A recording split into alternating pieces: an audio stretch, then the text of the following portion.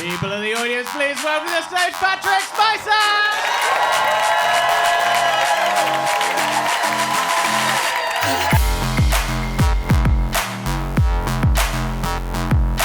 I don't know if you guys heard, but recently mental health was officially destigmatized, so congratulations, guys, we did it.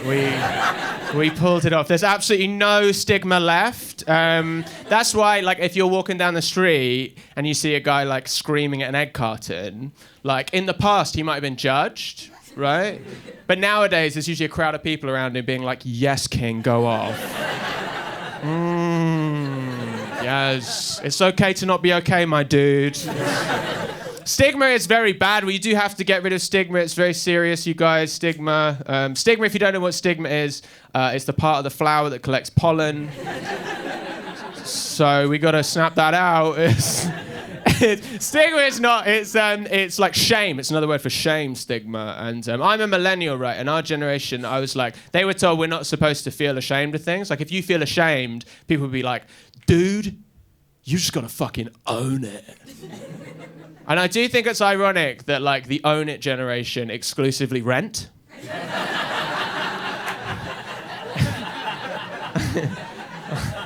Like, what are you talking about, dude? I don't own anything. I don't know what you even mean by that.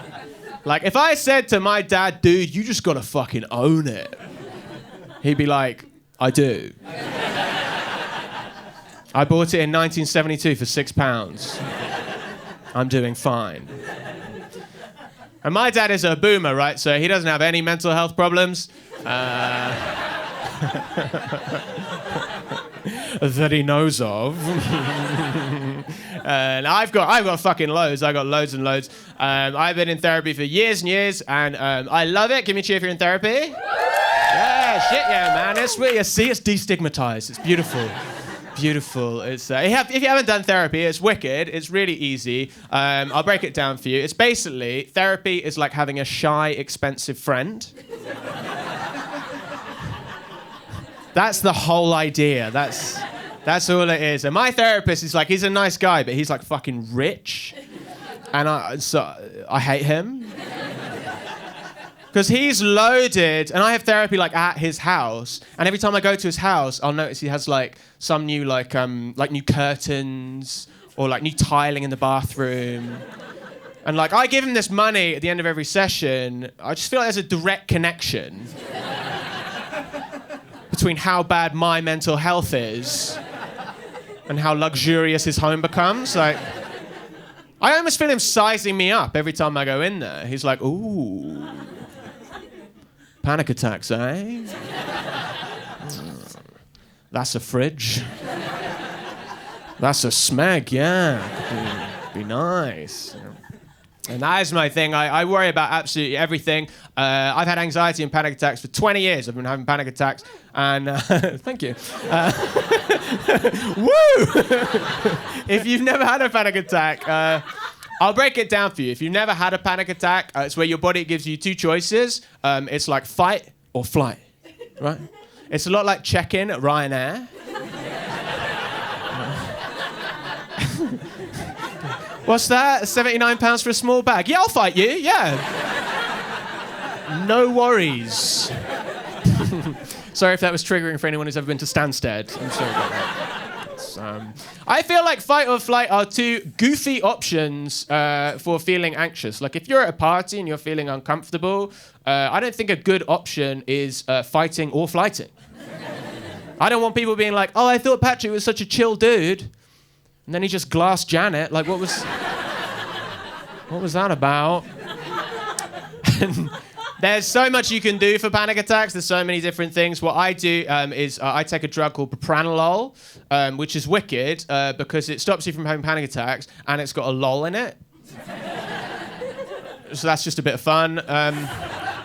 It's got a lol in it, and it stops you. It's a beta blocker, right? And so the way that it works is it blocks out all your beta, and you become an alpha. So I used to have panic attacks. Now I work in crypto. It's like yeah, man. I love that whole alpha male thing. I think it's so funny. It really makes me laugh, the whole alpha thing. Like, I feel like there's so many categories now. There's like alpha male, beta male, sigma male came out recently. There's gamma, there's an omega male. Like, I'm really conflicted because I feel like, on the one hand, I do get there's so many things that we as men should be working on, you know. But on the other hand, like, in our defense, we are slowly learning the Greek alphabet. So maybe cut us a little slack. Maybe give us a break, all right? I worry about absolutely everything. I worry a lot about money. I worry constantly about money. I'm very cheap. I'm a very cheap guy. My favorite way to save money is batch cooking. I'm absolutely obsessed with batch cooking. I love it. If you've never done it before, it's easy. You basically cook a ridiculous amount of food and then you freeze it and then you defrost it. And over weeks and months, you can literally save like 80p. The savings are unreal. Obviously, I don't batch cook just to save money. I batch cook because it's sexy. Yeah, man. What's sexy in that? You invite someone over, they're like, wow, when do you have time to cook this romantic meal? And then you're like, June. Help me take my bra off. I won't have time for that. I got a batch on, so I'm focused.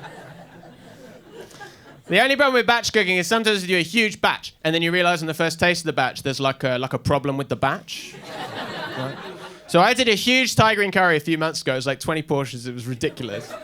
And the very first one I defrosted gave me violent diarrhea.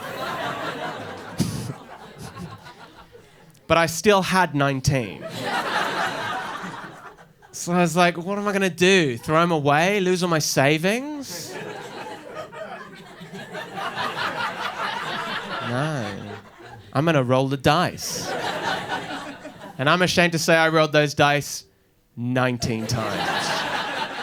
And every single one was poisoned. So they say you can't put a price on dignity. I say you can. I say it's 80p. I think you can.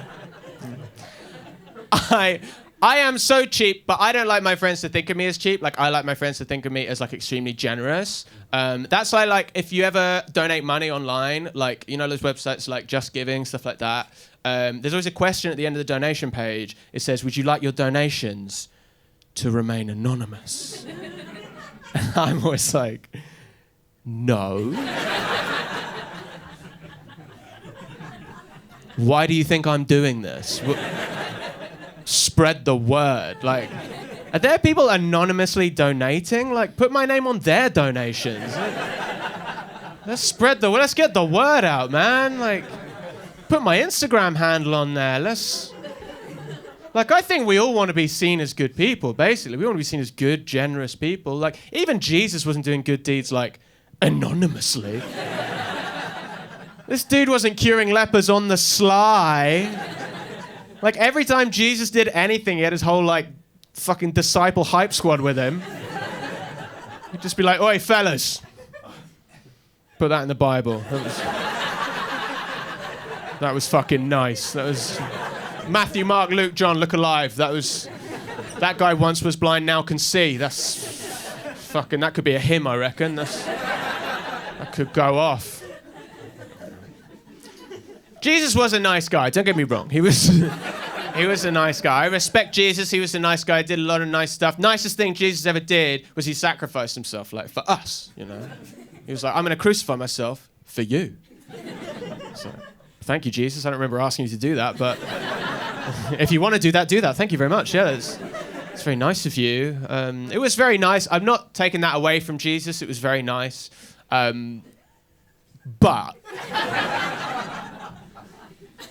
boy, did we ever hear the end of it. Like...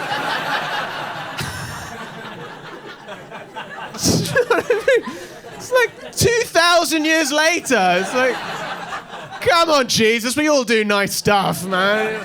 You don't see me staining glass about it. Like, get over it. And how nice even was it? Like, he didn't even stay dead. This dude came back 3 days later like, yo, what's everyone saying about me? What's the word on the street? He's a nice guy, Jesus. Jesus, I'm very like Jesus.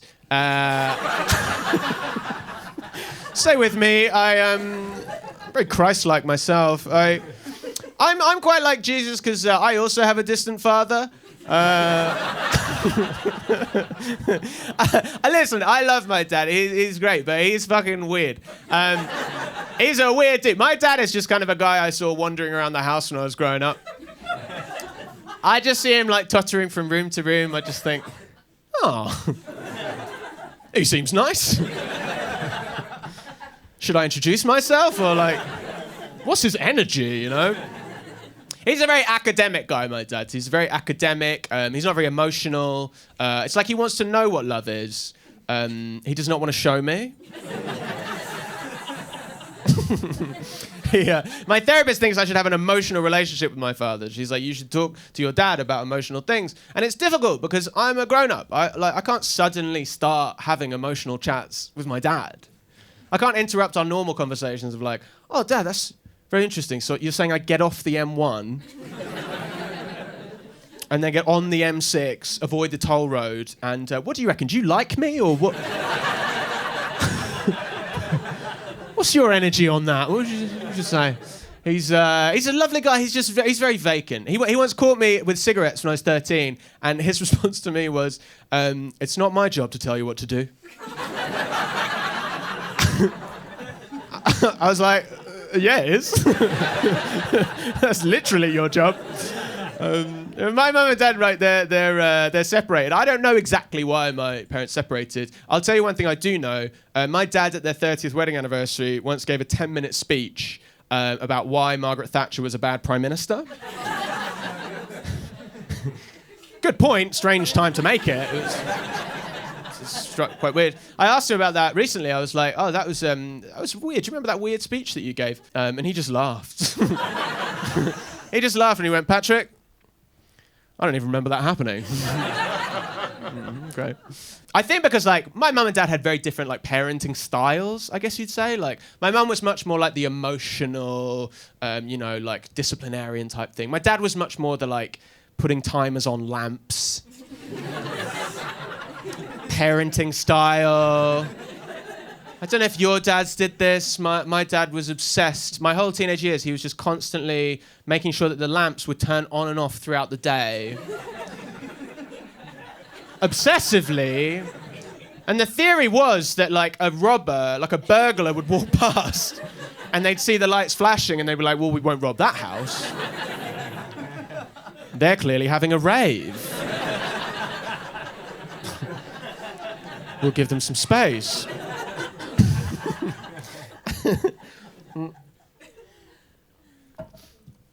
Just having a drink of water. It's weird being like a child of divorce. It's weird having divorced parents. And the weirdest thing for me is my parents split when I was an adult, right? So I was already grown up and like my family was like kind of a fixed membership organization. Does that make sense?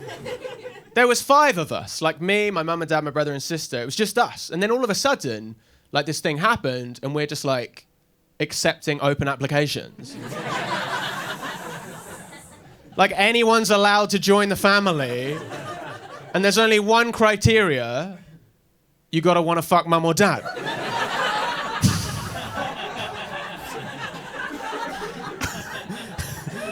I'm sorry, that's disgusting.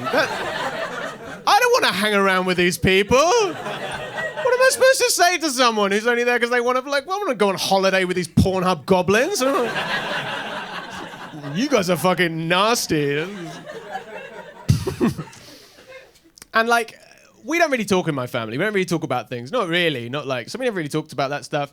And I used to live with my sister, right? We had this situation that we can talk about where basically, this sounds silly, but my sister, she changed our internet provider, right, to a new company. And stay with me.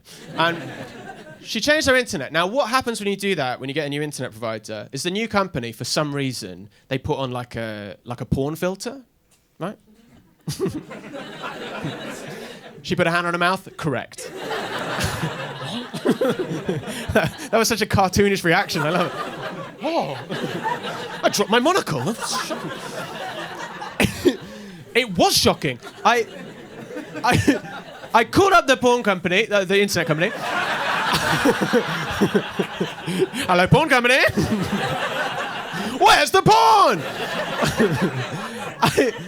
I called up and I was like, what's going on? Where's the porn? And they said, unfortunately, we can't turn off this safe search. We can't do that because you're not the account holder. They said, you'll need to speak to your account holder. I was like, dude, I'm not going to go knock on my sister's door and be like, yo, Lizzie, I'm trying to have a wank in there. Can we get the porn back on, maybe? So I just had to wait until my sister realised that the porn was down by herself. Which is a horrible situation to be in. And then, like, weeks went by, and she hadn't said anything, so I was like, what's going on? Is she not watching porn? That's crazy. She's just using her imagination like a suffragette. What? That is old school. And I was stuck in the meantime. I was watching porn on my phone, which, let me tell you, is like, that's not what your phone is for. Like, your phone has other ideas. I was halfway through a wank, I got a notification from the Cafe Nero app. Just popped up really cheerfully, like, hey, it's time to update the Cafe Nero app. I was like, no, it isn't. You're wrong about that. But in the end, I was like, I have to have this difficult conversation. Like, I've got to hash it out. I've got to, like, overcome all my family's, like, not talking about stuff. So I went, I knocked on her door. I was like, Lizzie, listen. This is not an easy thing to say, right? She's like, okay. It's like, but I was just like, be brave. Just tell her, just be brave. I'm going to move out. So that's... I'm standing in my truth.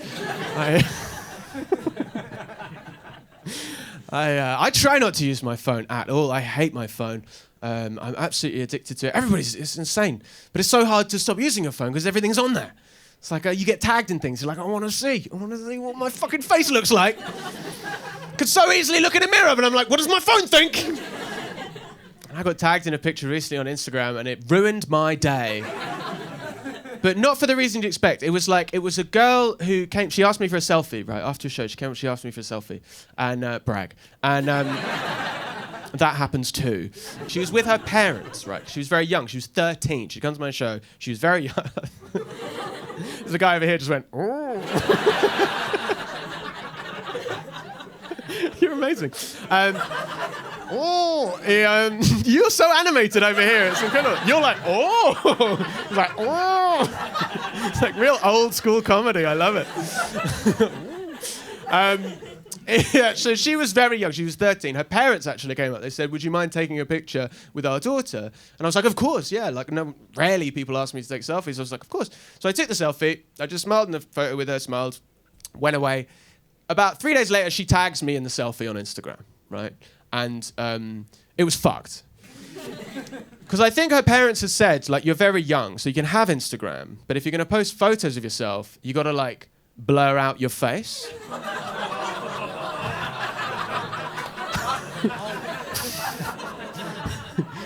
Guys, it looked so dodgy. It was so suspicious. It was just like, I'm standing there with a big smile on my face. She's standing there in witness protection. If you put that photo on the front page of the Daily Mail, I'd be getting death threats. Like, it's like the beginning of like a Netflix true crime documentary. It's just like two smiling people and they're like, we all thought he was such a normal guy. I was like, what do I do? I was so worried about it. I was like, I've got to get this photo taken down. I don't know what to do. But I was like, I can't comment on the picture and be like, hey, delete this. This is between us. You'd be like, who's this guy? So in the end, I have a new policy. What I do now is I'll still take selfies, but I'm holding a recent DBS check. And I'm wearing a balaclava just to be safe. I wish there was a way it was easier to worry less. Like, alcohol's fantastic. Don't get me wrong, like we all love, this guy cheers me, amazing. It's fantastic, alcohol for worrying. A lot of people do that like in social situations. It's very common, obviously. You go to a party and you have a beer just to like relax yourself, to socialize. I actually found a really good life hack, which is don't go to the party. Have the beer anyway. It's amazing. You feel like you can talk to anybody, but you do not have to. You're like... It's incredible. Just like, forget dance like no one's watching, drink. Nobody is dancing. I mean, what's the worst that's going to happen if you're drinking by yourself? You embarrass yourself in front of yourself? Like, what, am I going to make a bad impression? That ship has sailed. No. Honestly, if you take anything away from this show, if you like drinking in a group, you'll love drinking by yourself. Believe me, you will love it. It's so good, and there is one small catch: you will also develop a drinking problem. It's just a catch. I did. It's so annoying. I can't drink anymore. I miss it. I haven't had a drink now for 5 years. I haven't had a drink. Thank you. Honestly, I'm so thirsty. I miss it so much. And it's a weird country, England, to not drink in. Like, if you tell an English person you don't want to drink, they'll use words like betrayal. What do you mean? Sometimes they'll be nice. They'll say, that's very cool, good for you. I bet you have a lot of energy. But you can see in their eyes that they're thinking, I wish you hadn't come. I wish... You've wrecked the evening. You've absolutely wrecked it. Because, like, they're going to get wasted, but I remember everything. It's like they're in a plane crash, I'm the black box. Like, I got all the horrible secrets. I think the best way that I could describe it, right, like being sober in the UK and constantly getting invited to go to the pub, is like, imagine if you lived in a country where everyone was obsessed with bowling, right? But you don't bowl. And actually, if I did bowl, I would not be able to stop bowling.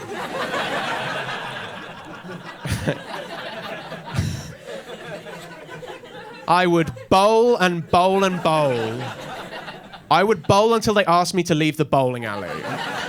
So they were like, sir, you've clearly bowled enough. You need to go home. I go, okay. I go home. I got my own bowling alley. I keep bowling. I am hitting strike after strike after strike. I bowl and I bowl and I bowl. And I bowl myself into an early grave. I just keep... And then, you know, the final act of like insult to injury at my funeral, all my friends and family, they're all bowling.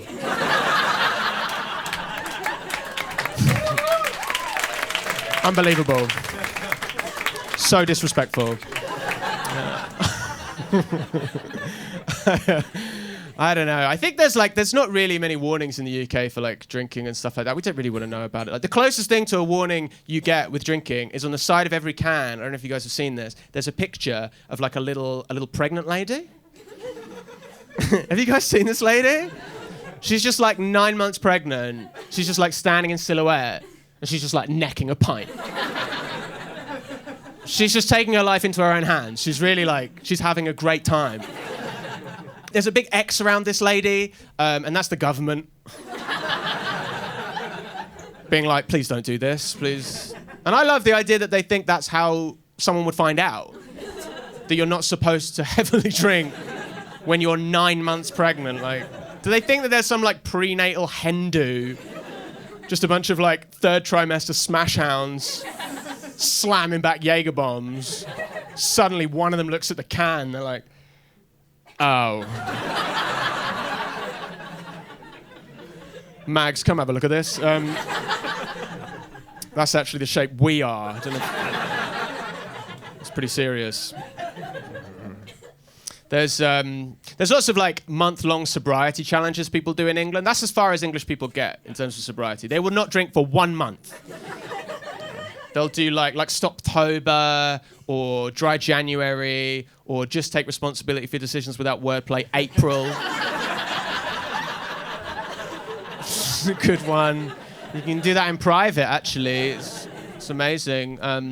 And look, don't get me wrong, I don't have a problem with Sober October. I don't have a problem with Dry January. I think they're both for really good causes. My problem is with them fucking with the Gregorian calendar. No one is talking about this. I feel like Pope Gregor worked really hard on those months, actually. And I think when you muck around with him, I think it's very disrespectful. Actually, I think Pope Gregor, I think he'd be turning in his grave if he knew. He'd be like, what the fuck is No Nut November? What? I named that myself. And Christian people are very good at naming things. That's like a thing that Christian people have always done. They just name stuff. They're great at it. I do feel like, in terms of naming, I feel like the Virgin Mary, I feel like she got a raw deal. As far as like biblical nicknames go. Like, she's the only person in the Bible with a body count. What's that about? I don't feel like that's any of my business. Why am I being told? What was happening on Biblical Nickname Day? This guy was like, what's your name? Jesus. Where are you from? Nazareth. I'm going to call you Jesus of Nazareth. Oh, hello, John. What'd you do? Baptist. John the Baptist. Oh, hello, Mary.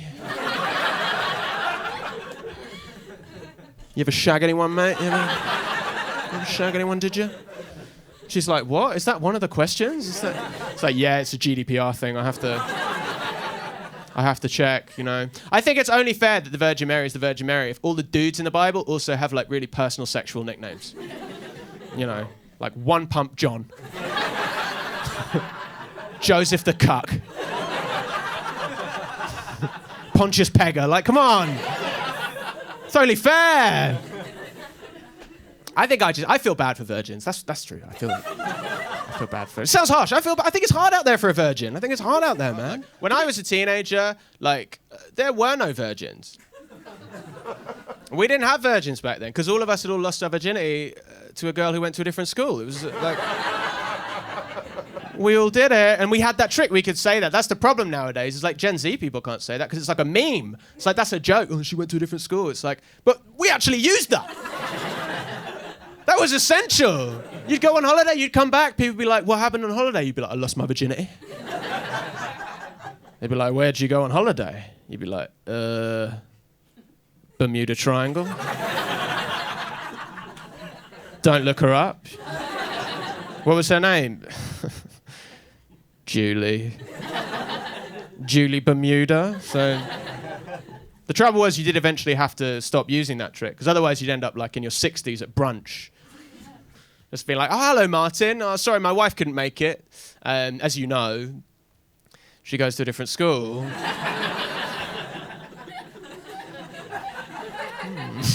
I think this guy might be a virgin. And potentially a paedophile. Hey, she blurred her own face out. Hey. Thank you. Very interesting moment for an applause break. I appreciate that. So like, I'm getting the sense of you as an audience. It's fantastic. I don't know. I lost my virginity quite late. I lost my virginity in my 20s. I think that's why I think about this stuff. Like, I was just very like, I had to, it was for religious reasons. I lost my virginity late. I got my dick stuck in the Bible. I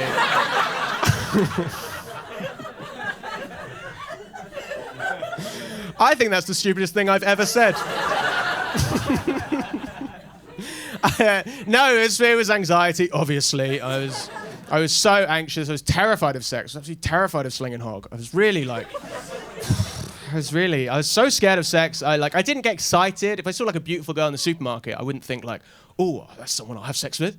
I thought, oh, if we had sex, it'd be a disaster. You know, we'd get naked. She'd be like, hey, you got the worst penis in London. You know, she maintains this list. And I'd be so nervous. I wouldn't be able to get an erection. Even if I could get an erection, I'd probably come really quickly. We'd have to leave the supermarket. Like, a disaster. And but there were benefits to being an old virgin. There were benefits to it. Like at uni, I didn't have to get STD tests. I didn't have to do that. So that was pretty cool. Yeah, that was pretty cool. That's what the nurse said. She said, you don't have to. You know. In your case, it is not necessary. I was like, oh, please. I want to be one of the boys. And I just like getting tested for things, to be honest with you. I like being tested because I have huge health anxiety. Massive hypochondriac. I think I have every disease. I like, you know those people, you're watching TV with them and then like something will come on the news and they'll be like, that's what I've got. I'm like that. I'll be like, I've got horse flu. I knew that my hooves were itching. I knew that. Send for the vet! And I've seen so many doctors over the years for so many imaginary illnesses, and they always say the exact same thing to me at the end. They say, Patrick, it's all in your head. And I go, right, I knew it, an aneurysm. I knew it. I don't know. I feel like, you know, I feel like we trust doctors a lot, and, you know, I don't really know why. Because they're just dudes. Like, what do they know? They don't fucking... I once went to go see a doctor for lumbar puncture, right? Which is when I asked the doctor, I was like, what's that? And he said, what we're going to do is we're going to put a needle in your spine, and then we're going to test the spinal fluid for diseases. And I was like, oh, sick. Just one question from me. Do you work here? Because that doesn't sound like modern medicine. That sounds like you think I'm an oak tree and you're trying to get at my syrup. Afterwards, he said, you got a very strong spine. I was like, are you going to make a table out of it? What's happening? It was terrifying. But I like to go to the doctors. I like to go to the hospital because after you go to see a doctor at the hospital, they send a letter back to your doctor about like what happened. And the letters are always like ridiculously nice. Like, if you've ever gotten these letters, it always opens with something like, thank you for referring this charming young man. And I'm like, oh, that's nice. I use it for, like, job interviews. I like, it's my reference. It's like, that's my old manager, the HR manager, and my urologist. So, what's this about severe anxiety? Nothing. I believe that is confidential. I think everything I've ever thought was wrong with me is anxiety. If you have anxiety and you think you're sick, I'm sorry, you're not. Diagnosed.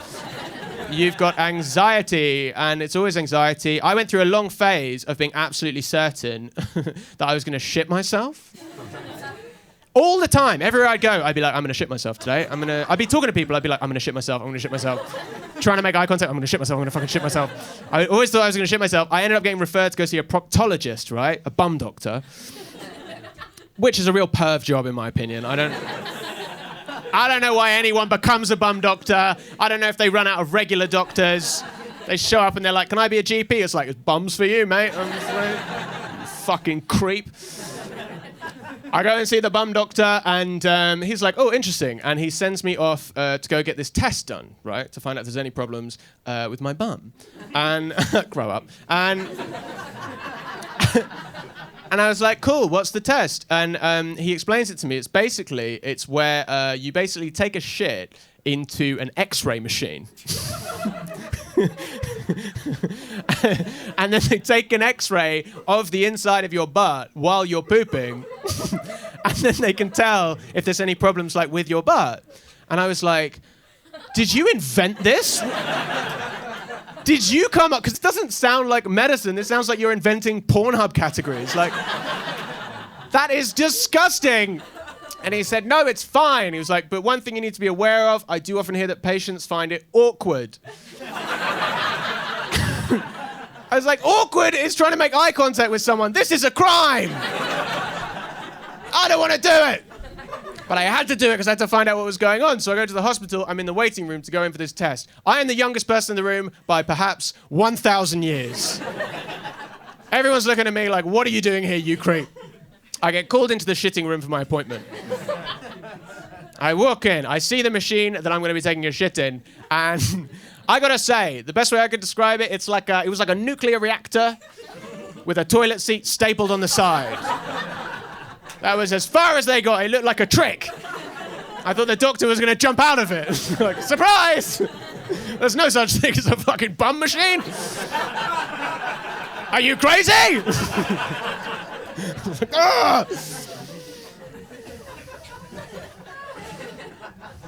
I walk over to the bum machine. I walk over to it to poop. And as I'm walking over, this junior doctor, she escorts me over to the machine. And I'm trying to break the tension.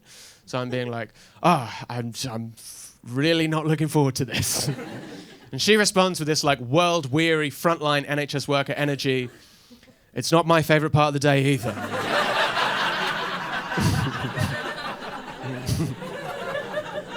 Great. So I'm sitting down, trying not to make eye contact with her. She's very angry with me.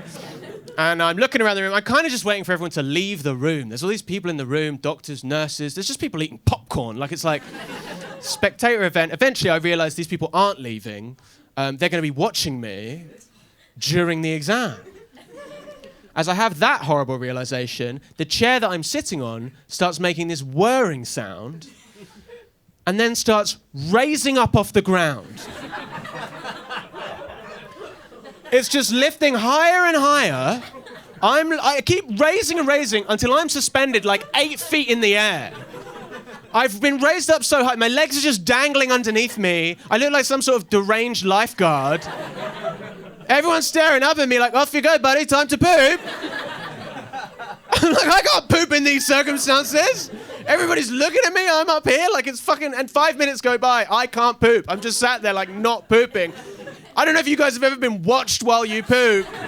I wouldn't recommend it. There were as many people in that room as there are in this room. They're all staring at me. 5 minutes go bust, I can't poop. Eventually someone presses the button and I get lowered back down. Very slowly. I leave, I go back to the bum doctor. He's like, you fucking tease. He's like, I was really looking forward to watching that. What the hell? And he's like, I think you've got anxiety. I know. It's those thoughts that pop into your head that are really scary. The ones that you're like, they just pop in and you don't even know what to do with them. You don't even know where they came from. Like, I was walking down the street the other day and I was walking behind this old lady and this thought just popped into my head and it just went, hey, you should lick her neck. I was like, excuse me? Like, who said that? Whose thought was that? Like, what do you mean I should? What? Who's saying should? Like, I mean, I don't want to. I can't imagine it's on her vision board. I can't imagine that's going to be good for anybody. But it's like they're called intrusive thoughts, the thoughts that just pop into your head and then you're like, they like freak you out. You don't know what to do with them. And I get them about everything. If you have intrusive thoughts or like repetitive, negative, self-critical thoughts, I get those a lot. You get like, therapists will do CBT with you, which stands for cognitive behavioral therapy, which is a type of therapy. The idea is you challenge the thought and you try and like prove it wrong. So you'll be like, no. It's a very elegant technique. That's what you do. You'll be at a party, you'll be feeling nervous, and then in your brain's like yelling at you, being like, you suck, you're a loser, everyone hates you. And you're like, am I? Really? And then in my experience, your brain will go, yeah. Don't waste my time. You go, okay, never mind. I have so many thoughts. I have very obsessive thoughts. I don't think I have OCD. I haven't been diagnosed with OCD. Don't worry, I checked. Very careful to check. OCD, it turns out, one of the symptoms of OCD is checking whether you have OCD. That feels like they're kind of snookering us there. That feels like you're a bit trapped. I only have one thing I'm really obsessed with. I have one big obsession, and it's a very normal thing. It's my oven. I am obsessed with my oven. I am like Love Island obsessed with my oven. I always think that my oven is on. I constantly check it to make sure that it's off. It is never on. I check it 30 times a day. I have a whole routine. I go off, off, off, off, off, off. 4 hobs, 2 ovens. Off, off, off, off, off, off. Sometimes my girlfriend will see me walking to the kitchen and she'll go, you're not checking the oven again, are you? And I go, no. Off, off. A while ago, I took to taking photos of the oven when I left the house. So I would know that the oven was off. I told someone that recently and she said, that's a very good idea. And I said, actually, it's a symptom of mental illness. I think you will find. Because your phones, normal phones, you're all full of like photos of like loved ones and friends and family. Mine's just all ovens, baby. It's just oven after oven. Like, you know how your iPhone will sometimes do like a photo memories reel? Mine's just all ovens. It's just ovens from old flats I've moved out of. It's like, oh, there's an oven from 10 years ago. Did I leave that on? Did I leave that on? I'm so obsessed with ovens. That's one of the reasons, this is going to sound crazy, one of the reasons that I loved lockdown. I could really keep a close eye on the oven. I was just staring at it. I was like, what tier are we in? I don't care. Oven. Obviously, the pandemic was bad. But obviously the pandemic was bad. It was very bad for people's mental health. Obviously, it was a terrible time for mental health, the pandemic. People would work on themselves. They gave themselves like lockdown goals. I had one lockdown goal. It was to get furloughed. I couldn't make it happen, unfortunately, because during the lockdowns, I used to work in a hospital. And I don't know if you guys know this, but you actually can't furlough heroes. Thank you. I don't know why this whole country stopped clapping, by the way. I don't know what happened there. I was still out on the street being like, what's up? What? You don't like heroes anymore? What's the problem? It's very competitive in the hospital between all the different heroes, like who's the most heroic. And there are levels to it. I should admit there are levels to it. I worked in admin. So that's like the top level. That's like... People are always banging on about doctors. They're like, oh, doctors, they're saving lives. I'm like, yeah, well, I'm saving Word documents as PDFs. It's very tricky as well, actually. I was proud to work for the NHS during the pandemic. The only thing one thing I wasn't proud of, which was when the NHS stole the rainbow flag. Anyone notice that they just nicked that? It was so weird. They just started using it like it was... I think because the whole country was so grateful, they were like, oh my God, NHS, thank you. If there's anything that we can ever do for you, just let us know. And the NHS was like... Actually, you know the most important symbol of the LGBTQ plus community? Give it. So you can't use that. Someone's using that already. Like, I think it sets a bad precedent when like a government department starts stealing the iconography of like historically oppressed groups. I just think that's weird. I think like if you were watching the World Cup and all the footballers were like taking the knee in solidarity, then at the end they were like, just to be clear, we did that for the Department of Transport. I don't think that's what that's for. I don't work for the NHS anymore. I do comedy, which is great. But like I say, I cannot stop worrying. I miss drinking was so good for that. Drinking was so good for getting the worrying. And I never really did drugs. I wanted to be a drug guy. I could never make it happen. There was just so many like urban legends in my school that freaked me out about drugs when I was a teenager. Like, I don't know if you had this one in your schools, but I heard a story about a guy who took acid, right? And then he freaked out, and then in a panic, he like peeled off all his skin like a satsuma. Did any of you guys have this one in your schools? You heard that one? Yeah, that fucking freaked me out. I was like, oh God, I hope he was an easy peeler. 'Cause that's you don't want to make a mess with that. But now it's like we used to think that like acid and mushrooms and like all those like psychedelic drugs, we thought they would give you mental health problems. Now there's all this research going on. We know that it can cure mental health problems. So we need to update all of our urban legends. Should be like, yo, did you hear about that overachieving kid who went to Olav's? Yeah, apparently he did so much ketamine. He got an internship at Google. They say he's thriving now. They say he's doing great. There's one drug which I've never taken and I would love to take. I'd love to take it if I wasn't so scared. There's one drug called DMT, right? Which is a very... I love how you... That was amazing. That was... If you didn't hear, he went, Like you tasted the word DMT. I'm on it now. Yeah. DMT, yeah. Have you done DMT? He just went, you should try it. Try it. Right, after the show, me and you are doing DMT. I would love to take DMT. It's a very powerful psychedelic drug. It can make you feel really relaxed, really deeply connected with the universe, very euphoric. Apparently your brain can actually create it naturally, but it only gives it to you once in your entire life, in the final seconds before you die. Just in time. Look. Brain, what are you doing? What do I need for... I'm a corpse, I don't need it. I could have used it on the central line, sure. Fucking... Gonna be a nice chilled out corpse in the cemetery. But you can take it recreationally, which is great. I think that's fantastic. Because then when you do eventually die, you know, your last waking thought as a human being is going to be like, oh, this is just like Jack Stag do. I've had this experience before, yes. I'll tell you one more story, and then we can get out of here. I will tell you the story. So I'm not a drug guy. I've taken drugs once in my entire life.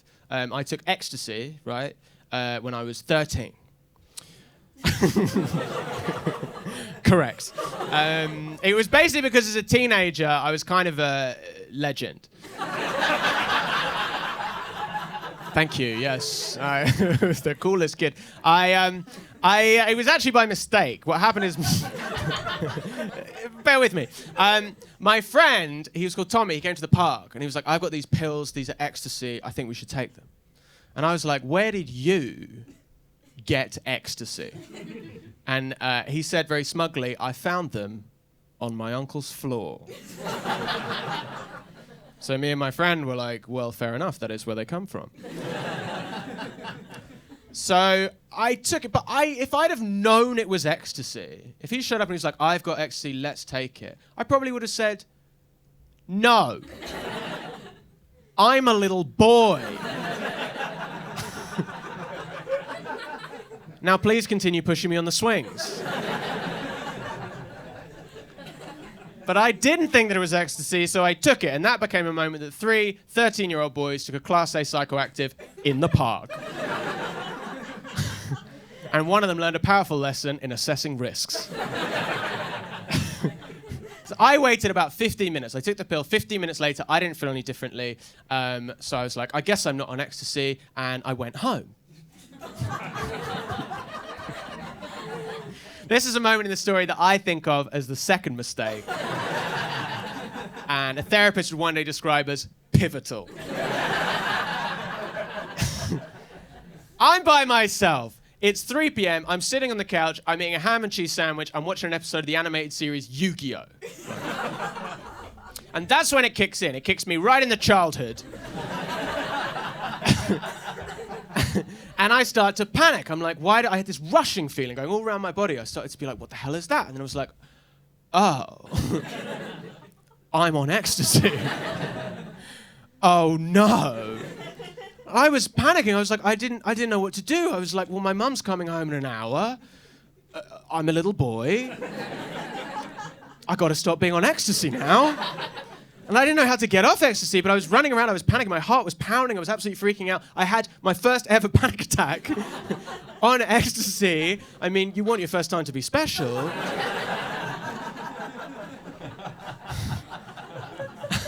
I was freaking out. I was running around the house. I was trying to think, well, you know, how am I going to calm down? What do grown-ups do when they want to calm down? You know, so I thought for ages, you know, what do grown-ups do? I'm a grown-up now. I've got a drug problem. I thought, what do grown-ups do when they want to calm down? I thought for ages, and then I thought, I know. They take a bath. So I get in this scalding hot bath, off my tits on ecstasy, having a massive panic attack.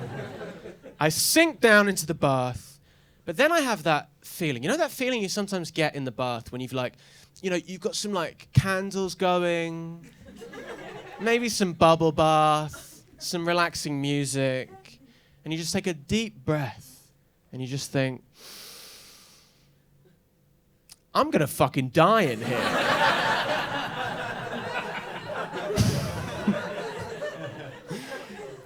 I get out of the bath, my mum comes home, she can tell I'm on ecstasy immediately. Like, immediately. I'm trying to be all casual, I'm like, hey mum, what's up? What is it like being a speech therapist? She can tell right away, she's like, okay, you'll never be the same, I don't know what's going on here. She called my friend's parents, we got in so much trouble, like, and they had a great day. My two friends, they were just running around the park having a great time. They crushed it. I had a panic attack that lasted 20 years. That's genuinely what I thought. Every time I had a panic attack, I thought I was just still on ecstasy. I'd be like, oh, there's the ecstasy kicking in again. Which is fucked, because if that was true, no one would ever take ecstasy. They'd be like, yo, you gotta take these pills, man, they'll get you fucked up. Hope you don't have work tomorrow. Or ever again.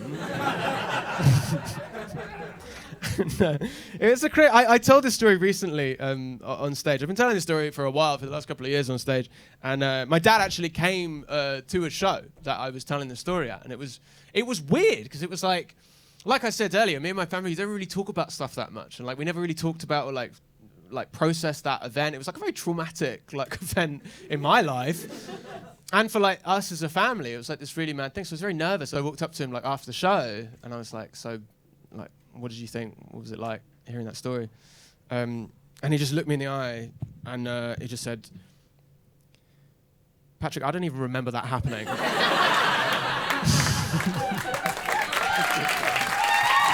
Thank you. Thank you, thank you. Thank you so much. You've been great. Thanks very much. Bye.